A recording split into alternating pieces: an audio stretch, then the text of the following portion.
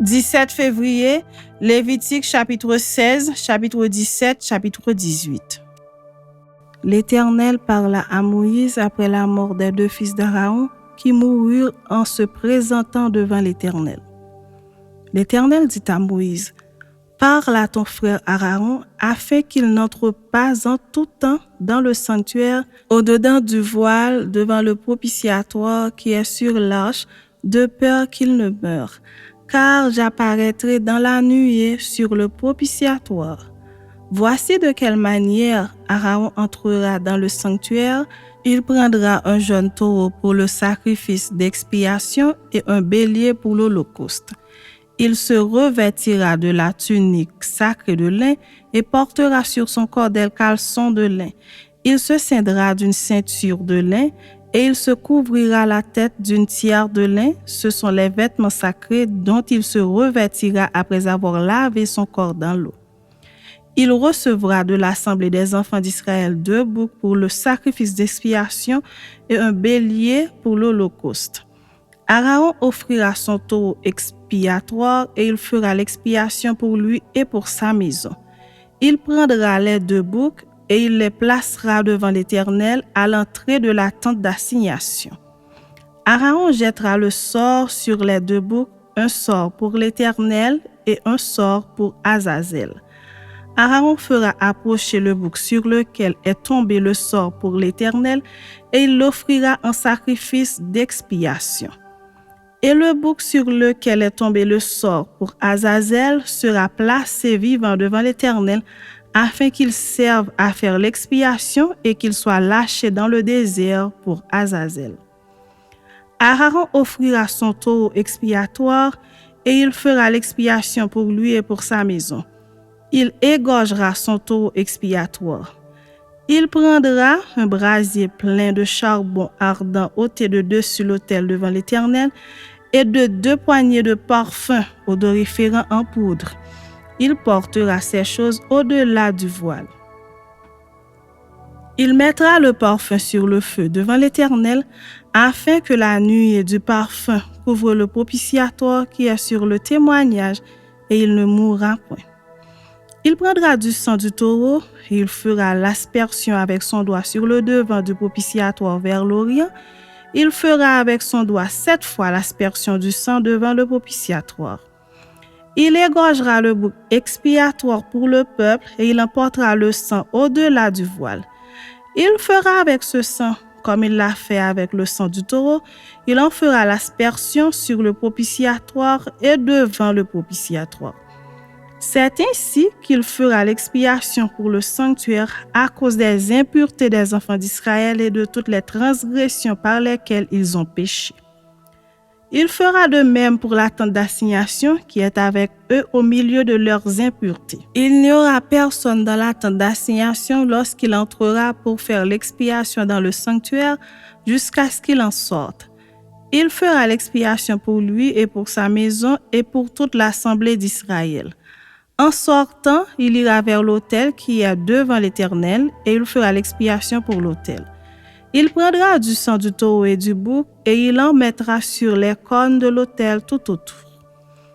Il fera avec son doigt 7 fois l'aspersion du sang sur l'autel. Il le purifiera et le sanctifiera à cause des impuretés des enfants d'Israël. Lorsqu'il aura achevé de faire l'expiation pour le sanctuaire, pour la tente d'assignation et pour l'autel, il fera approcher le bouc vivant. Aaron posera ses 2 mains sur la tête du bouc vivant et il confessera sur lui toutes les iniquités des enfants d'Israël et toutes les transgressions par lesquelles ils ont péché. Il les mettra sur la tête du bouc, puis il le chassera dans le désert à l'aide d'un homme qui aura cette charge.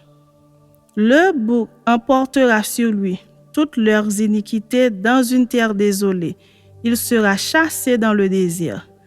Aaron entrera dans la tente d'assignation, il quittera les vêtements de lin qu'il avait mis en entrant dans le sanctuaire et il les déposera là. Il lavera son corps avec de l'eau dans un lieu saint et reprendra ses vêtements. Puis il sortira, offrira son holocauste et l'holocauste du peuple et fera l'expiation pour lui et pour le peuple. Il brûlera sur l'autel la graisse de la victime expiatoire. Celui qui aura chassé le bouc pour Azazel lavera ses vêtements et lavera son corps dans l'eau. Après cela, il rentrera dans le camp. On emportera hors du camp le taureau expiatoire et le bouc expiatoire dont on a porté le sang dans le sanctuaire pour faire l'expiation, et l'on brûlera au feu leur peau, leur chair et leurs excréments. Celui qui les brûlera lavera ses vêtements et lavera son corps dans l'eau. Après cela, il rentrera dans le camp. C'est ici pour vous une loi perpétuelle. Au 7e mois, le 10e jour du mois, vous humilierez vos âmes. Vous ne ferez aucun ouvrage, ni l'indigène, ni l'étranger qui séjourne au milieu de vous. Car en ce jour, on fera l'expiation pour vous afin de vous purifier. Vous serez purifiés de tous vos péchés devant l'Éternel. Ce sera pour vous un sabbat, un jour de repos, et vous humilierez vos âmes. C'est une loi perpétuelle. L'expiation sera faite par le sacrificateur qui a reçu l'onction et qui a été consacré pour succéder à son Père dans le sacerdoce. Il se revêtira des vêtements de lin, des vêtements sacrés. Il fera l'expiation pour le sanctuaire de sainteté, il fera l'expiation pour la tente d'assignation et pour l'autel, et il fera l'expiation pour les sacrificateurs et pour tout le peuple de l'assemblée. Ce sera pour vous une loi perpétuelle.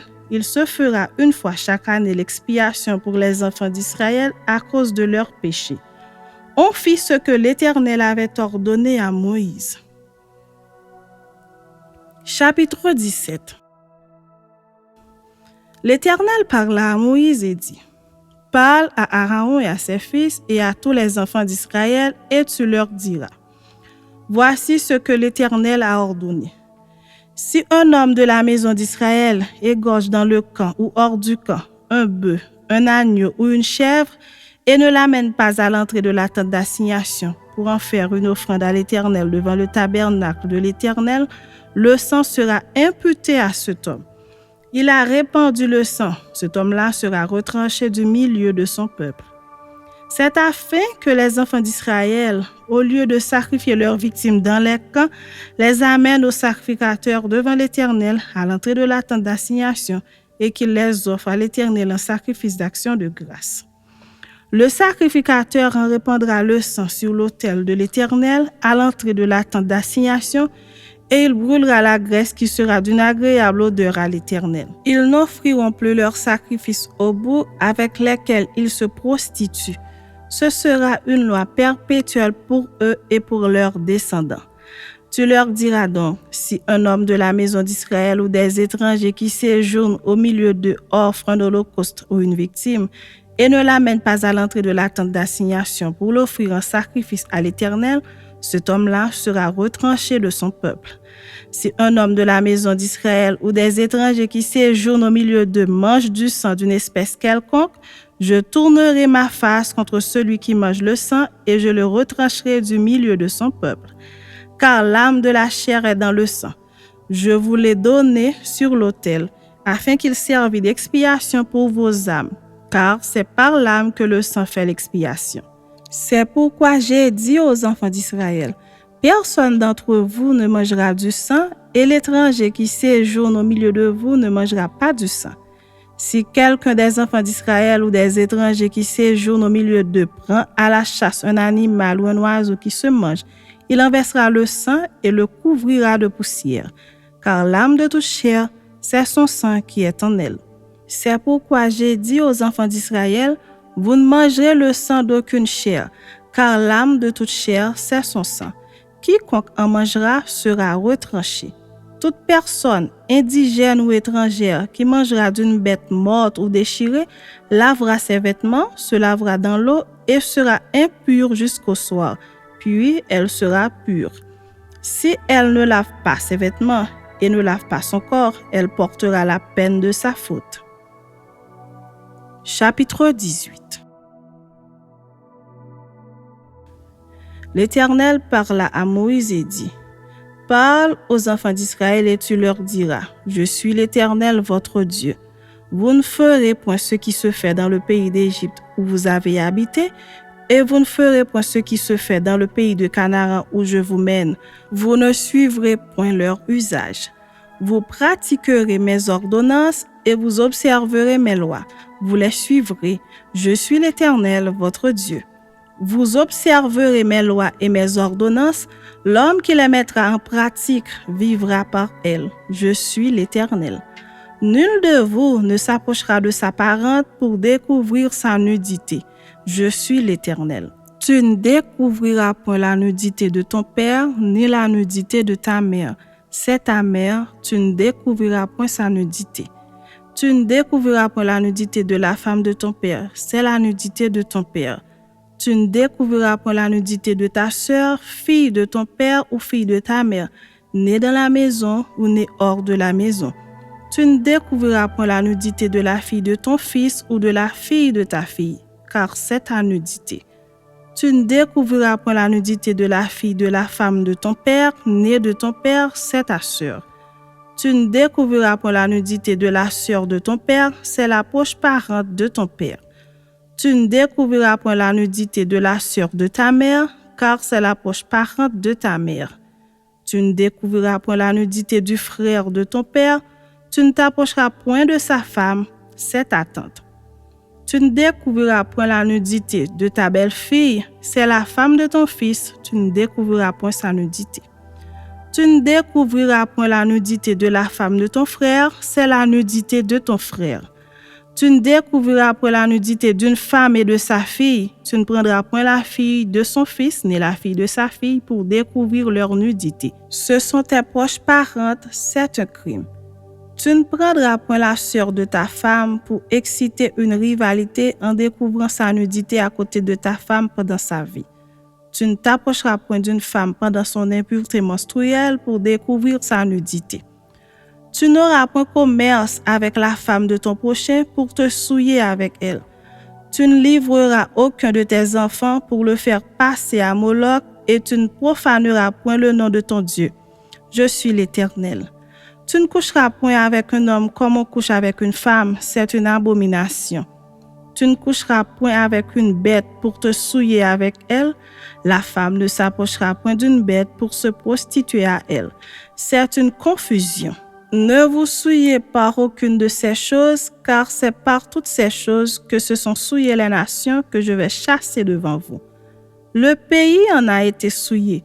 Je punirai son iniquité et le pays vomira ses habitants. Vous observerez donc mes lois et mes ordonnances et vous ne connaîtrez aucune de ces abominations, ni l'indigène, ni l'étranger qui séjourne au milieu de vous. Car ce sont là toutes les abominations qu'ont commises les hommes du pays qui ont été avant vous et le pays en a été souillé. Prenez garde que le pays ne vous vomisse si vous le souillez, comme il aura vomi les nations qui y étaient avant vous. Car tous ceux qui commettront quelqu'une de ces abominations seront retranchés du milieu de leur peuple. Vous observerez mes commandements et vous ne pratiquerez aucun des usages abominables qui se pratiquaient avant vous. Vous ne vous en souillerez pas. Je suis l'Éternel, votre Dieu.